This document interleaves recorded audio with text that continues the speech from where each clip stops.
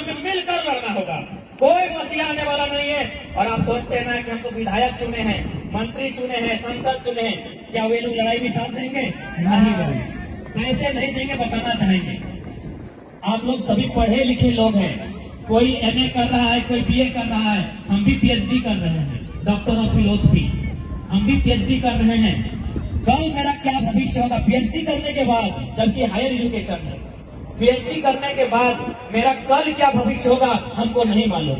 इतना पढ़े हैं, इतना जानते हैं, लेकिन हमको कल का भविष्य मालूम नहीं है। और जो विधायक जी है ना, उनके घर में बच्चा पैदा नहीं हुआ है और तय हो गया है कि बेटा जन्म वाले डिनोवनी में लिखे वो, बेटी जन्म चिन्मया में लिखे वो नाम। माँ की कोख में अभी बेटा का शादी नहीं हुआ है मंत्री जी का, अब तय कर लिया है कि बेटा होगा तो टाटा में डालेंगे, बेटी होगी तो यहाँ खिलाएंगे और नतनी होगी तो यहाँ खिलाएंगे। वो आपका लड़ाई को लड़ेंगे? नहीं लड़ेंगे। वे लोग अपनी लड़ाई कभी नहीं लड़ेंगे। वे लगातार गलत काम करके अरबपति हो चुके हैं, खरबपति हो चुके हैं, वे आपकी लड़ाई नहीं लड़ेंगे। लड़ाई खाली पेट लड़ी जाती है। एक बात याद रखिएगा, घर में भी आपका जो बेटी रहे चाहे बेटा रहे, तभी झगड़ा करता है, बर्तन पटकता है जब उसको खाना नहीं मिलता है। पेट भरा आदमी आंदोलन नहीं करता है। एक बात याद रखिएगा, पेट भरा आदमी आंदोलन नहीं करता है, क्रांति नहीं करता है। ये विधायक मंत्री करोड़पति हैं, इनका आने वाला 10 पीढ़ी बैठ के खाना खाएगा। इनको आपके आंदोलन से कोई सरोकार नहीं है। ये आंदोलन आपका। केजीएफ का मूवी देखे हैं? केजीएफ में गड़ुड़ा था, गड़ुड़ा सोना बेच बेच के, चोरी का, स्मगलिंग का, गड़ुड़ा सोना बेच बेच के खरबपति हो गया था।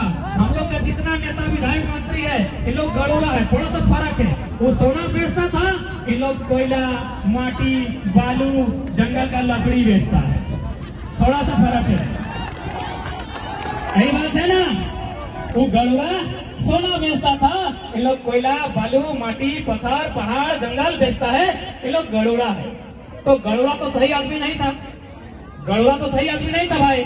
तो गड़ुड़ा का साम्राज्य खत्म होना चाहिए था, तब ना। यही तो फिल्म देखने के बाद तो मन में यही है कि गड़ुड़ा खत्म होना चाहिए। तो ये लोग भी तो खत्म होना चाहिए ना, खत्म होना चाहिए ना। तो भाई रॉकी कौन बनेगा? तो रॉकी बनना होगा ना, ये बनेगा भाई। ऐसे गड़ुड़ा खत्म होगा? रॉकी मतलब क्रांतिकारी, रॉकी बने क्रांतिकारी। हमारी माए भी क्रांतिकारी, बहनें भी क्रांतिकारी, भाई भी क्रांतिकारी, तब इनके साम्राज्य को खत्म कर सकते हैं। और हम तो हमेशा कहे हैं कि मरने से काहे डरना, काहे डरना, मरने से काहे डरना। इस सूरज को देख रहे हैं आप, इस सूरज को देख रहे हैं ना, ये कितना बड़ा है मालूम है? हम लोग का दिमाग में नहीं हटेगा। 6 ट्रिलियन वर्ग किलोमीटर है सूरज को, इतना इसका एरिया। 6 ट्रिलियन, इनमें लाख करोड़ का बात नहीं कर रहे, ट्रिलियन। उतना बड़ा सूरज है, एक दिन सूरज तो मर जाएगा, एक दिन ये सूरज तो भी मर जाएगा। ये धरती जिसमें हम लोग कितना बड़ा है, 510 मिलियन वर्ग किलोमीटर है। ये धरती एक दिन मर जाएगी। ये हिमालय का पहाड़ 5,95,000 वर्ग किलोमीटर, ये पहाड़ भी एक दिन नष्ट हो जाएगा। ये प्रशांत महासागर 165 मिलियन वर्ग किलोमीटर, दुनिया का सबसे बड़ा समंदर, ये भी एक दिन सूख जाएगा। मतलब अरे हर कोई एक दिन मरेगा, तो मरने से क्यों डरना? आप क्यों डर रहे हैं मरने से? ये नदी, नाला, पर्वत, पहाड़, चांद, सूरज सब मिटेगा, सब मरेगा। हम कौन है? लेकिन हाँ, जब तक जिएंगे हक अधिकार के साथ जिएंगे, गुलाम होकर नहीं जिएंगे। नहीं डरना है मरने से। क्यों डरेंगे? किसी के बाप का जमीन नहीं है, मेरे पुरखों ने बना दिया है, मेरे पुरखों की जमीन है। कंपनी आती है, आए, हम कब मना किए हैं? आइए ना, आप विकास की बात करते हैं ना कि कंपनी आएगी, विकास करेंगे, आइए विकास कीजिए, लेकिन पहला योगदान उसका होगा जिसकी जमीन जाएगी। आप कंपनी को सीधा चेताइए, कंपनी की आंख में आंख डालकर मौत से डर मत करिए। कंपनी की आंख में आंख डाल के कहिए जमीन मेरी गई है, अब नौकर बनने के लिए नौकरी नहीं करेंगे, जितना जमीन गया है उतना परसेंटेज में हिस्सा लेंगे, नौकर हम पूरा करेंगे। जितना जमीन गया है, डिसमिल में गया है तो डिसमिल में लेंगे, एकड़ में गया है तो एकड़ में लेंगे, जमीन का हिस्सा लेंगे, नौकरी हम बांटेंगे। जमीन मेरा बाप का है, तुम्हारे बाप का नहीं।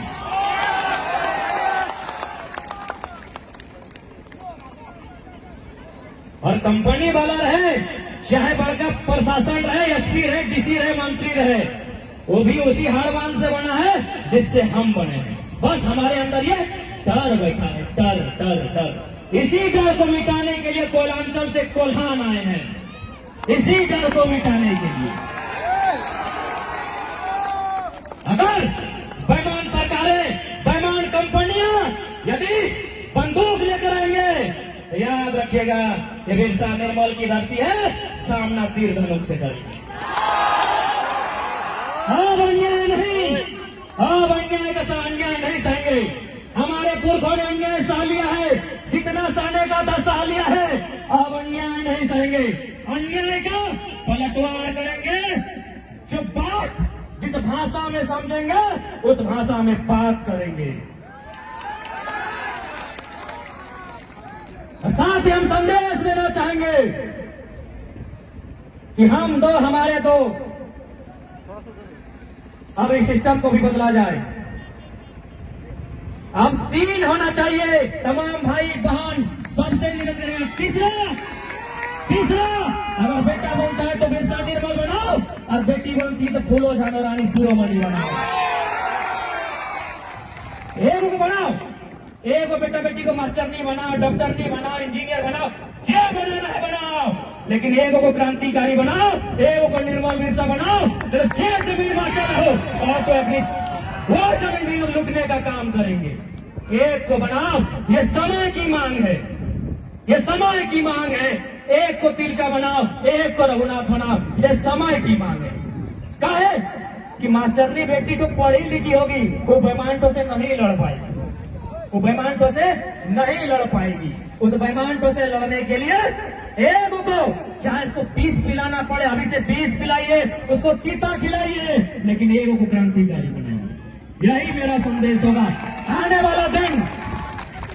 वाला दिन और भीषण युद्ध होने की आशंका है, क्योंकि आप देख ही रहे हैं। ये लोग कहते थे ना कि भैया हम लोग तो जल जमीन जंगल की सरकार है, हम लोग तो झारखंड के हित में काम करेंगे, लेकिन ये लोग हित में नहीं, ये लोग तो कॉमेडी में पैसा खर्चा कर रहा है। अब बोलेगा कैसे? एगो क्रिकेट का मैच खेला था मंत्री और विधायक को, बैट पकड़ने का ढंग नहीं है। बैट समझ रहे ना, बच्चा लोग खेलता है, बैट पकड़ने का ढंग नहीं है। ये लोग क्रिकेट का मैच खेला था, 70 लाख रुपया खर्चा किया था, 70 लाख रुपया।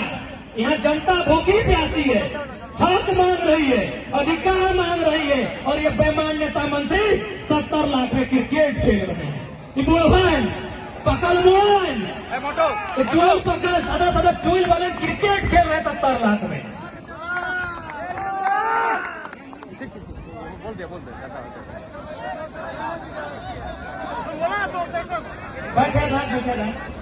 यही नहीं, अब नया फरमान आया है, अब और एक पेपर में देखिएगा कि 67 करोड़ रुपया खर्चा होगा मंत्री लोग का घर बनाने में। अरे था मंत्री सब के घरे नहीं है क्या?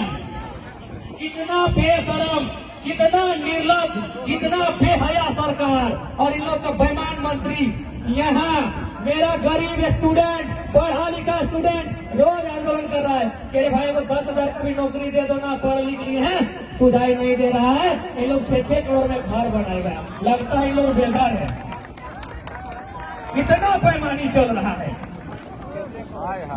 कुछ दिन पहले सुने 50-50 लाख में लोग स्कॉर्पियो गिफ्ट दिया कि फॉर्चूनर दिया है। अरे भगवान, गाड़ियां कहाँ लगने की? तो इसीलिए लड़ाई आने वाला दिन और भीषण होगा।